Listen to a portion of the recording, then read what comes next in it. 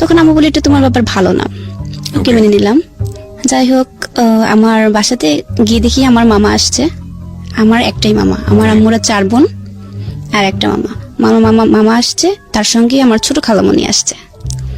তো ছোট খালামণি আসছে বাসাতে, আমি গিয়ে দেখি আমার আব্বু অনেক চিল্লাচিল্লি করতেছে আমার মামা এবং আমার খালামণিকে দেখে। আচ্ছা, ওখানে যে ওরা কেন আসছে, আম্মু বলতেছে আসছে বেড়াইতে আসছে, মানে এটা নিয়ে একটু কথা কাটাকাটি হয়েছে। যাই হোক, স্বামী স্ত্রীর মধ্যে লেগে থাকে। জি। তখন আমি ওদিকে আর গ্রাহ্য করিনি, আমি বাইরে খেলতে চলে গেছি।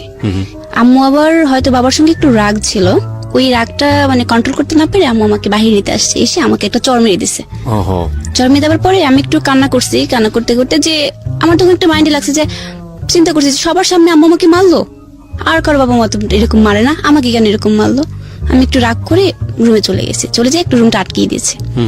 তখন আম্মু ভাবছে যে রাগ করে আটকাই দিল বাথরুমটা, নিশ্চয়ই কিছু করতেছে আবার ভিতরে। তখন আম্মু আবার নক করা শুরু করছে।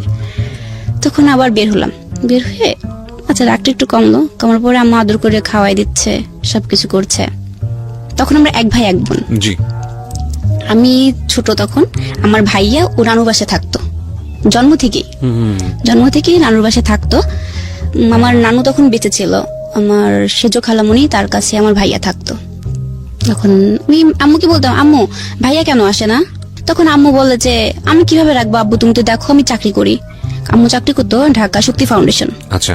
সামনে ঈদ, রমজান মাস আসছে, খালামণিরা তো আসছেই, মামাও আসছে সাথে। এখন মামা আসছে যার কারণটা, আমার বড় ভাইয়া ওখানে আছে, আমার নানু আছে, কিন্তু আমার নানুর বাড়ির অবস্থাটা বেশি একটা ভালো ছিল না। মানে আমার বাবার বাড়ির অবস্থাটা অনেক ভালো ছিল, মানে মোটামুটি ভালো ছিল, কিন্তু নানুর বাড়ির অবস্থাটা ভালো ছিল না। যার জন্য এখানে আসছে। আসার পরে তখন আমার বাবার কাছে বলছে আমার মামা যে দুলা ভাই এখানে মানে ওখানে তো রিজন আছে, আমার ভাইয়ার নাম রিজন আছে, তো মানে ওর পড়াশোনার তো এখন টিউশন শেষ হচ্ছে, মাস্টার টাকা দিতে হবে, তো কিছু টাকা লাগবে, যদি দিন আপনি। বাবা একটু নিকৃষ্ট ভাষায় যাই বকা দিছে যে পারবো না, এত এখন ঝামেলা যাচ্ছে অনেক ব্যবসা বাণিজ্যের, মানে এইসব নিয়ে দেখা যাচ্ছে রাত 3টা বাজে। তখন আমি ঘুমোচ্ছিলাম, ঘুম থেকে হঠাৎ উঠে দেখি যে প্রচন্ড চিল্লাচিল্লি হচ্ছে রুমের মধ্যে। মানে এক পর্যায়ে দেখা যাচ্ছে হাতাহাতি পর্যায়ে চলে গেছে আমার আম্মু আর আব্বুর সাথে, দুজনের সাথে। ওইটা দিয়ে আমি একটু ঘাবড়ে যাই, মানে ভয় পেয়ে যাই যে কি হবে এখন। আমি তো তখন ছোট ভয়টা কাজ করে ওটার মধ্যে, আমি প্রচন্ড ভয় কাঁপছিলাম। আশপাশে সবাই বলছে যে আপনাদের বাসাতে কি হয়েছে, এত চিল্লাচিল্লি, সবাই চিল্লাচিল্লি করছে। তখন আমি আবার ওইদিকে কান্না করে, একটু খারাপ লাগলো, কান্নাকাটি করার পরে আমি আবার ঘুমিয়ে পড়লাম, ঘুম চোখে ছিল, ঘুমিয়ে পড়লাম। তখন সকাল হয়ে গেছে। তারপরে আমি আম্মুকে বলছি, আম্মু মামা কোথায়? আম্মু বলছে তোমার মামা চলে গেছে। তখন আমি একটু কান্না করছি যে মামা আমার সাথে কথা না বলে কেন চলে গেল। তখন চলে যাওয়ার পরে তখন মামা আমাকে ফোন দিয়ে বলছে, আম্মু আমি আবার পরে আসবো। ফোন দিয়েছি যখন, বলছে আম্মু তো আমি পরে আসবো আবার। তখন তো মানে মোবাইল ফোন ছিল না, তখন ওই টেলিফোন লাইনটা বলে না, তখন ওই টেলিফোন লাইনে আমি কথা বলেছি মামার সঙ্গে। তখন মামা বলেছে আমি পরে আসবো। ঈদের দিন আমার আম্মু প্রচন্ড কাঁদতেছে, খুব কাঁদছে।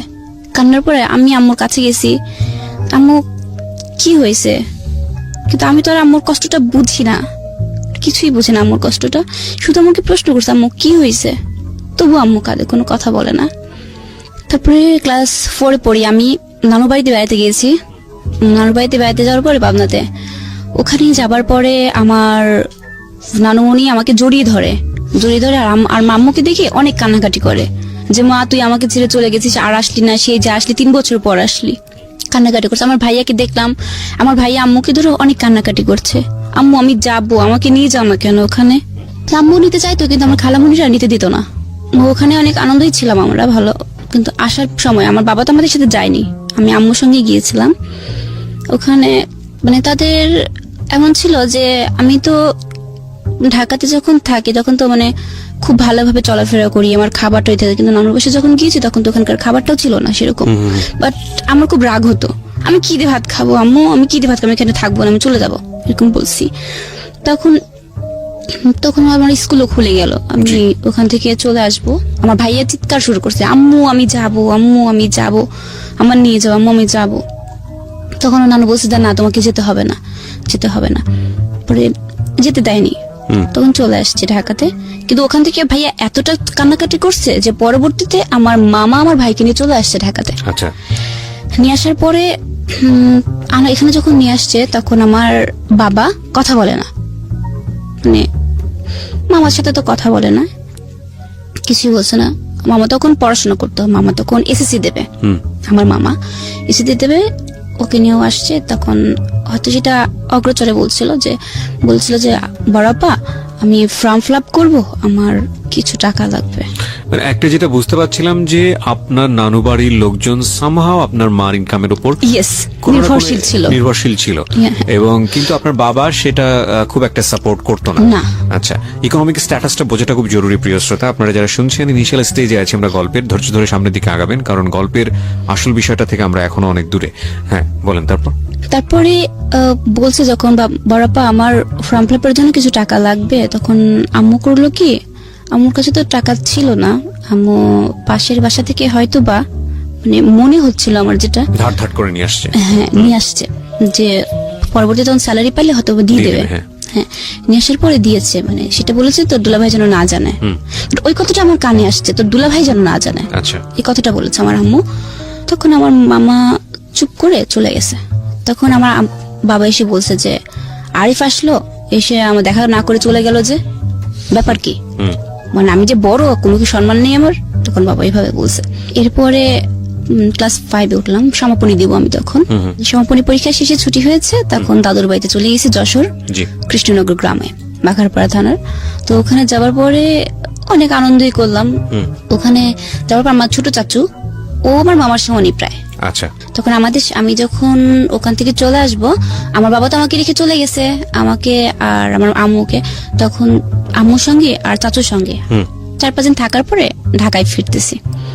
ফেরার পরে রাস্তার মধ্যে কথা হলো যে আমার চাচু বলছে যে ভাবি এখন থেকে আমি আপনাদের সাথে থাকবো, আপনার সাথে। আম্মু বললো যে ঠিক আছে, আমাদের সাথে থাকলে তো সমস্যা নাই, আমারও ভালো, আর আমার কথা জান্নাত তো একা থাকে বাসাতে, ও তখন আর একজন সঙ্গী হবে। আম্মু অনেক খুশি হয়েছে, উৎসাহ নিয়ে চলে আসছে। তখন আমার আম্মুর পেটে বাচ্চা ছিল। আচ্ছা, তখন মানে ওই দিনই কথা বলতেই মানে আম্মুর প্রচন্ড পেইন ওঠে। পরে ঢাকা মেডিকেলে নিয়ে যায়। পরে ওখানে আমার আরেকটা বোন হয়। বোন হওয়ার পরে কিন্তু ওকে খুব ভালোবাসে, আমার বাবার চোখের মনেই ছিল ধরতে গেলে পারে। কিন্তু তখন দেখতাম যে আমার প্রতি যে একটা মানে তার ইয়াটা ছিল, তখন হয়তো আস্তে আস্তে সেটা কমে গেছে। আচ্ছা, আপনি মনে করছিলেন যে আপনার ভালোবাসার প্রতি শেয়ার চলে এসেছে, আপনার ছোট বোন সেখানে ভাগ বসাচ্ছে। হ্যাঁ, মানে এরকম আমার মনে হচ্ছিল। মানে তখন ও বড় তো হচ্ছে আস্তে আস্তে, কিন্তু আমি তো আমার ছোট বোনকে অনেক ভালোবাসি, ওকে খুব আদর করি, যত্ন করি, সবকিছুই করি। কিন্তু তখন আমার একটু রাগও হতো, যাবো শুধু ওকে নিয়ে ব্যস্ত থাকে, আমি কি কিছু না, একটা খাবার নিয়ে আসছে ওর হাতে দিল, আমার হাতে কেন দিল না, মানে এটা একটু মানে আমার মনের মধ্যে আসছে যে তখন অতটা এখনকার মতো বুদ্ধিটা তখন আসেনি আমার, মানে একটু রাগও হতো। মাঝে মাঝে দেখতাম কি আমি ওর কাছ থেকে খাবারটা কেড়ে নিতাম। আচ্ছা, এরকম করতাম আমি। এরপর আমি ক্লাস 8-এ উঠে গেলাম, এরকম করে দেখতে দেখতে ক্লাস 8-এ উঠলাম। 8-এ ওঠার পরে জেসি পরীক্ষা দিব আমি। তখন প্রথম দিন আমার সেদিন বাংলা পরীক্ষা ছিল। ওই দিন আব্বু আম্মুর মধ্যে অনেক কথা কাটাকাটি চলছিল আমার নানুর বাড়ির বিষয়টা নিয়ে। কিছুই রান্না করেনি সেদিন আম্মু। পরীক্ষা দিতে যাবো, কিছু মুহূর্তে দেখা তো ওই রুমের মধ্যে প্রচন্ড ভাঙচুরের শব্দ হচ্ছে। শব্দ হওয়ার পরে আমি ভেতরে গেলাম, গিয়ে তখন দুজনের মধ্যে কি কথাকাটি হচ্ছিল আমি জানি না।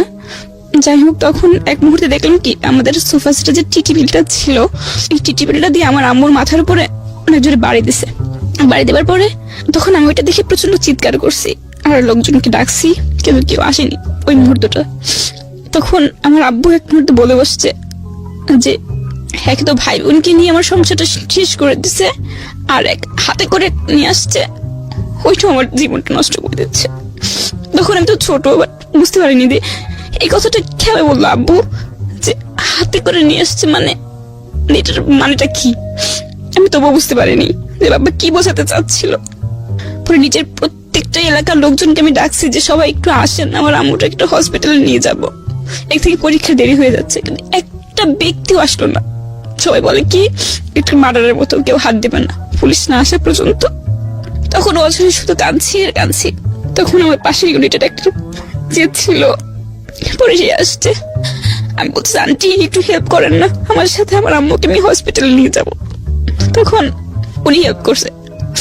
আমার কাছে কোনো টাকা ছিল না, কোনো টাকা না থাকার কারণে আমি যে কি করব মাথার মধ্যে কোনো কিছু আসছিল না। একদিকে পরীক্ষা, পরে আন্টি বললো কি আম্মু তুমি কান্নাকাটি করো না, তুমি পরীক্ষা দিতে চলে। আমি পরীক্ষা দিব না, আমার আম্মুর এমন অবস্থা, আমি পরীক্ষা দিব না।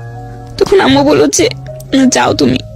তবু তারপরে আমি আম্মুকে এরকম রেখে আন্টিকে বারবার বলে গেছি যে আন্টি একটু দেখেন, আমি তাহলে যাই। ওই দিন আমি একা একাই, কখনো তো পথ চলি না একা একা, ফার্স্ট ওই দিন আমি পরীক্ষা দিতে গেছি একা একা। কিন্তু পরীক্ষার সেন্টারে শুধু আমার মাথার মধ্যে একটা টেনশনই আসছে, লিখছি আর অসরে কাঁদছি যে আমার আম্মুর ওখানে কি অবস্থায় আছে, আম্মু কতটা কষ্ট পাচ্ছে। আমি বাসাতে চলে গেলাম, বাসা দেখি আম্মু তো আসেনি। পর আবার হসপিটালে গেছি, গিয়ে দেখি আমার আম্মুর এখান থেকে তো চুল কেটে ফেলছে, তো এখানে 8টা সেলাই দিচ্ছে আম্মুর। তখন আম্মুকে জড়াই ধরে প্রচুর কাঁদছিলাম, আম্মু তোমার খুব কষ্ট হচ্ছে। আম্মু বলছে না আমার কোনো কষ্ট হচ্ছে না। মাকে জিজ্ঞেস করলেন না যে মা এই কথাটা কেন বললো বাবা? তখনও কিছু বলি নাই আমি, তখনও কিছু বলেননি না। তারপর বাসাতে চলে আসছি আম্মুকে নিয়ে, ওই দিনই রাতে চলে আসছি বাসাতে। তো আস্তে ধীরে পরের দিন সকলে জিজ্ঞেস করতে হচ্ছে আম্মু একটু কথা বলি, রাগ করবে না তো? আম্মু বলেছে না আব্বু বলো। আমি বলছি আচ্ছা আম্মু, আব্বু এই কথাটা কেন বললো যে হাতে করে নিয়ে এসছে, মানে এটা কি বোঝাচ্ছে আব্বু? তখন আমার প্রথম দিনকার কথাটা মনে পড়লো, যে তখন আমি তোমাকে জিজ্ঞেস করছিলাম যে আমি তো খাতায় লিখছি যে তুমি বলছিলে যে আমার বাবার নাম নাকি ভালো নাম নাকি আব্দুল মজিদ, তাহলে কি আমি কি ভাববো আমাকে বলো? তখনকার চিন্তাধারা আর ক্লাস 8 বড় চিন্তাধারা তো দুটো ব্যতিক্রম। জি, চিন্তাধারাটা মানে তখন আমি একটু হলেও বুদ্ধি হয়েছে, আমি বুঝতে পারি কিছু। তখন আম্মু তবু কোনো চুপ করে আছে একদম। তারপরের দিন আবার আমার নানু নিচে, উনি যেখান থেকে খবরটা পাইছে চলে আসছে আমাদের এখানে। মানে আসার পরে তখন ওরকম আম্মুর দেখিয়ে প্রচন্ড কান্নাকাটি করার পরে আমি তখন নানুকে প্রশ্ন করছি। নানু মানে আমার মাথায় হাত দেওয়াইছে, আজকে আমাকে একটু সত্য কথা বলো তুমি। তুমি আমাকে প্রশ্ন উত্তরটা নিয়ে আজকে তোমাদের ফাইনাল সব বলতে হবে যে কি। তখন আমার নানু সবকিছু বলে যে হ্যাঁ, যে তোমার বাবা আমার জন্মের পরপরই নাকি ফেলে রেখে চলে গেছে, পরপর তার কোনো খোঁজ খবর কিছুই নেয়নি। আমার আম্মু নাকি যখন প্রথম তার বাসাতে গেছে খোঁজ নিয়েছে, কিন্তু সে গিয়ে দেখে যে তার আগের 3টা সন্তান আছে। আমার আম্মু গিয়ে দেখছে, আম্মাকে কোলে নিয়ে যায় ওখানে। তখন তো আমি নাকি অনেক ছোট একদম। তার মানে বিষয়টা দেখা যাচ্ছে হচ্ছে আপনি যে বাবার ঘরে আছেন তিনি আসলে আপনার জন্মদাতা পিতা নন, আপনার জন্মদাতা পিতা অন্য কেউ। এই মেসেজটা আপনি তখন জেনেছেন। বিনীতভাবে আপনাকে অনুরোধ করছি আজকে শেষ পর্যন্ত জীবন গল্পটা শোনার জন্য। আরো একবার মনে করিয়ে দিচ্ছি, আপনারা শুনছেন প্রাণ মিস্টার ম্যাঙ্গো ক্যান্ডি প্রেজেন্স জীবন গল্প। আমি আরজি কিবরি আপনার সঙ্গে রয়েছি। একই সাথে একটা জিনিস বলতে চাই, সেটা হলো যে সিচুয়েশন যখন একটু কড়া, ওখানে যখন আমাকে নিয়ে নাকি গিয়েছিল, সব প্রতিটা কাহিনী বললো আমার কাছে। তখন নানির কাছে আমি সমস্ত কাহিনীটা মানে ডিটেলস জানতে চাই যে আসলে আমার আম্মুর জীবনে কি হয়েছিল। তখন নানু বলে যে তখন আমার জন্মের পর নাকি বাবা ফেলে রেখে চলে যায়, মানে আমি হসপিটালে থাকতে আমার বাবা ফেলে রেখে চলে গেছিল আমাকে। তখন আমার ভাইটা মানে ছোট বলতে কি 2 বছর হয়তো বয়স এরকম হবে আমার ভাইয়াটার, আর আমি তখন জন্ম হয়েছে। ফেলে রেখে চলে গেছে বলতে সে সৌদিতে চলে গেছে। আচ্ছা, সৌদিতে চলে গেছে। বাট আম্মু অনেক খোঁজাখুঁজি করেছে, কিন্তু তার ঠিকানা কোথাও পায়নি। কারণ আম্মুর যখন নাকি বিয়ে হয়েছিল তখন আম্মু তো জানতো না যে তার বাড়ি কোথায় বা কোনো কিছু। কারণ আগের দিনে যখন বিয়েটা দিয়েছে হয়তো হুটহাট করে দিয়ে দিয়েছে, সামহাউ কমিউনিকেশনটা হয়নি আর কি। ওকে, নো প্রবলেম। তারপর তখন ওখানে যাওয়ার পরে আম্মু আমাকে নিয়ে গেছে, ওই অবস্থাতেই অসুস্থ অবস্থাতেই গেছে। তখন আমার বয়স নাকি 10 দিন। ওই অবস্থায় গিয়ে দেখে যে তার ঘরে সন্তান আছে, 2টা মেয়ে আছে, একটা ছেলে আছে। তাহলে তো কিসের অভাব? আমার মানে তখন আম্মু বলছে যে ঠিক আছে তার তো ঘরে সবই আছে, তাহলে আমি কি? তবু আম্মু তাকে ধরে রাখার চেষ্টা করছে মানে ওখানে থেকে। কিন্তু ওখান থেকেও মানে এমন করছে যে আগে তার যে আগের ওয়াইফটা ওই বাবার, উনি তার বড় ভাই ওখানকার চেয়ারম্যান ছিল। অনেক লোক লাগাই দিয়ে আমার আম্মুকে অনেক আঘাত করছে। এক পর্যায়ে দেখা যায় গ্রাম থেকে বের করে দিছে। আচ্ছা, যে তোর তো অন্যায় যে তুই একটা বউ থাকতে কেন বিয়ে করছিস। কিন্তু আম্মু তখন সবাইকে বলছে যে এই কথাটা যদি আমাকে বা আমার ফ্যামিলিকে বলতো, মানে আম্মু তখন এসএসসি পরীক্ষা দেবে আমার যখন জন্ম হয় তখন ওই টাইমটা। তখন আম্মু বলতো যে আমি তো একটা শিক্ষিত মেয়ে, আমি জেনে শুনে কেন আরেকজনের সংসার ভাঙবো ভাই, আমি তো কোনো কিছু জানতাম না বা আমার ফ্যামিলি জানতাম, আমার ফ্যামিলি এটা দিয়েছে বিয়ে। তখন আম্মু অন্য থেকে বোঝানোর চেষ্টা করেছে, বাট বোঝাতে পারেনি। আচ্ছা। গ্রাম থেকে বের করে দিচ্ছে। তবু আম্মু চেষ্টা করছে আমার সাথে কন্ট্যাক্ট রাখার। এরকম করতে করতে নাকি আমার বয়স 3 বছর 4 বছর পর্যন্ত যোগাযোগ রাখার চেষ্টা করছে। খরচ দিত বলতে মানে মাসে নাকি 2000 টাকা করে পাঠাতো, আচ্ছা, এইভাবে পাঠাইতো ওখান থেকে। কিন্তু পরবর্তীতে এক পর্যায়ে দেখা গেল যে দেয়ই না। তখন আমার নানুরা নাকি কন্ট্যাক্ট করার চেষ্টা করছে, সমস্ত ফোন সবই বন্ধ করে দিছিল তারা। তখন ওখান থেকে ডিভোর্স পেপারটা পাঠিয়ে দিছিল। আচ্ছা, যেভাবেই হোক। এখন আম্মু তো একটা মেয়ে কখন তো মানে চায় না যে তার সংসারটা ভেঙে যাক, 2টা বাচ্চা হয়েছে। জি। তখন গ্রামের লোকজন, আম্মু মাইট খাওয়ার পরে গ্রামের লোকজন বলে, তুই এই সংসার থেকে কি পাবি? তার তো ছেলে আছে, মেয়ে আছে, সবই আছে, তুই ছেড়ে দে। আম্মু বলছে না, আমি তার সামনাসামনি কথা বলবো। কিন্তু সে সামনাসামনি কখনো ফেস করেনি, নাকি আম্মুর দেশের বাইরে ছিল। ডিভোর্স পেপার পাঠানোর পরে হয়তো ব্রেকআপ হয়ে গেছে। পরে তার পরবর্তীতে 2টা বছর আম্মু নাকি বাড়িতেই ছিল। তখন আমার এই যে বর্তমান যে বাবা, উনি পাবনাতে টিএনটির ওখানে কাজ করতেন আর কি, টেলিফোন লাইনের কন্ট্রাক্টরি করতো আর কি। ওখান থেকে আমার আম্মুকে দেখেছে, দেখার পরে মানে যেভাবেই হোক খোঁজ নিয়ে বাড়িতে গেছে। যাওয়ার পরে দেখে যে আমি তখন ছোট, আমার বড় ভাইটাও ছিল। সবকিছু জেনে শুনে আমার আম্মুকে আর কি বিয়ে করে, প্রস্তাবের মাধ্যমে বিয়েটা করে। কিন্তু আমার দাদুর বাড়িতে এটা আবার কেউ মেনে নেয়নি। এটা না নেওয়াটাই স্বাভাবিক, সেটা আমাদের ক্ষেত্রে হলেও এরকমই হতো যে এক ছেলে এক মেয়ে আছে, এটা কেউ মানতে চাইবে না, মেনে নেয়নি। তখন আমার আম্মুকে অতটা মানে ভালোবাসতো না কিছু করতে বর্তমান তাদের বাড়ি থেকে। ওটা তো আগেটা তো বাদ দিলাম। আপনি স্টোরিটা পুরোটা ফাইন্ড আউট করতে পারলেন যে আসলে ঘটনাটা কি ছিল আপনার নানুর কাছ থেকে। আচ্ছা, আমি আবারও আপনাকে ফিরে নিয়ে যাচ্ছি হাসপাতালের জায়গাটাতে যেখানে আপনার নানু বেড়াতে আসছে। সো নানু ওই গল্পগুলো বলছিল, তারপরে গল্পের সামনে থেকে একটু আগে আমরা, তারপর কি হলো? মানে ওই ঘটনার পরে আমার বাবা চলে আসছে। আমার বাবা আসার পরে আমি বাবাকে শুধু সাধারণভাবে প্রশ্ন করছি, আচ্ছা আব্বু, মানে ছোট থেকে তো আমাকে বড় করছো, বাট আমার উপর কি তোমার কোনো মায়া আসেনি এই পর্যন্ত? আব্বু বলছে, কেন বাবা? আব্বু আমাকে এখানে তো ভালোবাসা পাইনি যে তা না, এখানেও ভালোবাসা পাইছে অনেক। আব্বু বলছে, কেন বাবা? আমাকে তাহলে তুমি যে আমার আম্মুকে মারলা, আমার আম্মুর যদি কিছু হয়ে যেত আমি মা কোথায় পেতাম বলতে পারো? তখন আম্মু কি বলছে, তুমি তো নয় আর একটা বিয়ে করে নিতা, তুমি পেয়ে যেতে, কিন্তু আমি আম্মু কোথায় পেতাম? আমার তো কেউই নেই। আমি তখন জানতে পারছি তুমি আমার বাবা না, তুমি বাবা না। তখন আব্বু একটু কান্না করছে আমাকে জড়ায় ধরে, আমার আব্বু আমি তোমাদের কষ্ট দিতে চাইনি, কিভাবে বলছে। তখন অনেক কান্নাকাটি করার পরে মুহূর্তে আমি তারপর ভুলে গেছি। কিন্তু 3-4 দিন পরে আমার মানে মনে এতটা কষ্ট লাগছে যে বলার বাইরে। তখন আমি অনেকগুলো স্লিপিং পিল খাইছিলাম রাগ করে, মানে রুমের মধ্যেই ছিল, হয়তো সেগুলো আমার বাবার। আমি স্লিপিং পিল খাওয়ার পরে ঘুমাই গেছি। তারপরটুকু আমার মনে নাই কি হয়েছিল। পরে 2য় দিন আম্মুর সঙ্গে ঝগড়া লাগছে, রাগ করে আমি বটি নিয়ে আমার আব্বুকে বলছি আজকে মেরেই ফেলবো। মানে এরকম প্রতিদিন যদি ঝামেলা করে একটা মেয়ে কতক্ষণ সহ্য করে সে জিনিসটা। তখন আমি তার বটি নিয়ে গেছি, আমি আজকে মেরেই ফেলবো তোমাকে। পরে আশেপাশে সবাই ঠেকানোর পরে আম্মু ঢাকাতেই থেকে গেল। আমার বাড়িতে গেলাম, গিয়ে তখন মানে কিছুদিন পরে তো নানু মারা গেছে ওখানেই। নানু মারা যাওয়ার পরে ওখানে আমাকে রাখা হলো। রাখানোর পরে বলতে খালামনির বাসাতে, মেজো খালামনি যেটা ছিল ওনার ওখানে, আম্মু তো চাকরি করে, ওখানে আমাকে পাঠায় দিল। তখন আমি ক্লাস 9 ভর্তি হব। এটা ঘটনাটা ঘটছে তো মানে ছুটির পরে দাদু বাড়িতে গেলাম, অনেক কাহিনী মাঝখানে ছিল, বাট অতটা মনে নেই। নানুর বাড়িতে আমাকে পাঠাই দিল, কারণ মারা আব্বুকে মারতে গেছি, সবার রাগ, আমার ভাইয়া আমি, এবং তার কিছুদিন 6 মাসের মাথায় আমার যে ছোট ভাই বোন গুলো ছিল না ওদেরকেও পাঠাই দিছে সেখানে। তখন আম্মু বলছে কি, আব্বু তোমরা এখন থেকে খালামনির বাসায় থাকবা। আম্মু চিন্তা করছিল কোনটা, যে আমি একা যদি থাকি তখন আমার মধ্যে কষ্ট থাকবে, মানে আমি চিন্তা ভাবনা করবো বা খারাপ কিছু করবো। আমি স্লিপিং পিল খেয়েছিলাম, সেদিন হয়তো কোনো অঘটন ঘটাবো, কষ্টটা সহ্য। এই জন্য আম্মু আমার ছোট ভাই বোনকে আমার সাথে পাঠিয়ে দিছে। আচ্ছা, ওখানে ছিলাম। থাকার পরে ক্লাস 9 ওখানে বেড়া মঞ্জুর কাতে বালিকা উচ্চ বিদ্যালয়ে আমাকে ভর্তি করে দেয়। আচ্ছা, ওখানে ভর্তি করার পরে ক্লাস 9 থেকে 10, তখন আমার বাবা আমার সাথে প্রায় 7-8 মাস কথা বলে না। এই ধরতে গেলে 1 বছরই প্রায় হয় এরকম, ভালো করে কথাই বলে না আমার সাথে। মারতে গেছিলাম তো সেই জন্য। আর ছোট বোনগুলো আমার সাথেই ছিল। এরপরে ক্লাস 10 উঠবো আমি।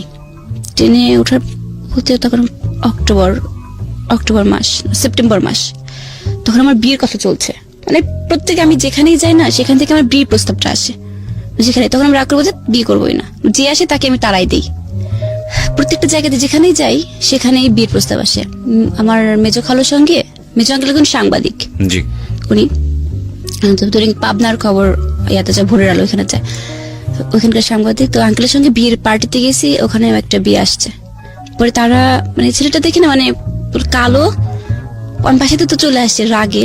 পরে দেখি যে রাত্রেবেলায় আসছে লুঙ্গি পরে, আপনাকে দেখতে আসছে, আমাকে দেখতে আসছে। মানে আমি তো একটু মানে মডার্ন টাইপের ছিলাম, যাই হোক মানে একটু লুঙ্গি পরে আসছে, মানে নিজের একটা প্রেস্টিজ না যে আমাকে দেখতে আসছে, লুঙ্গি পরে একটা ছেলে আসছে।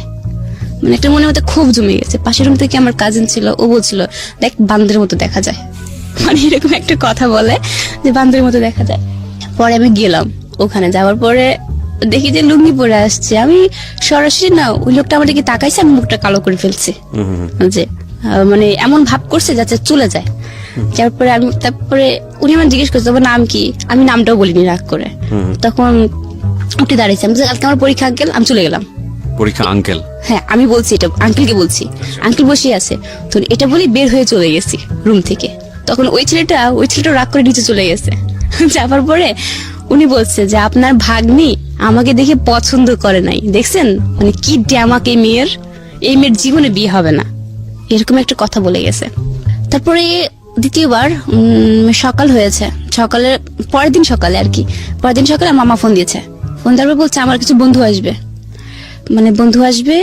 তখন আমি বলছি আমার কোথাকার বন্ধু আসবে, আল্লাহর টিজিন খালি বন্ধুই আসে আর প্রতিদিন আমাদের খাবারগুলো নষ্ট করে, এরকম কথা বলছি, ওদের একটা কথা শোনাচ্ছে। তখন মামা ফোন দিয়েছে, হ্যাঁ আম্মু, আমাকে হ্যাঁ মামা বলেন। তখন বলছে যে আম্মু তুমি আজকে পরিষ্কার থাকবো, আমার বন্ধুরা আসবে। আমি বলি, কিসের বন্ধুত্ব, আপনার বন্ধু আসবে তো আমি পরিষ্কার থাকবো কেন, মানে কি বোঝাচ্ছেন আপনি? তারপর আমি বলছি চলে আসো।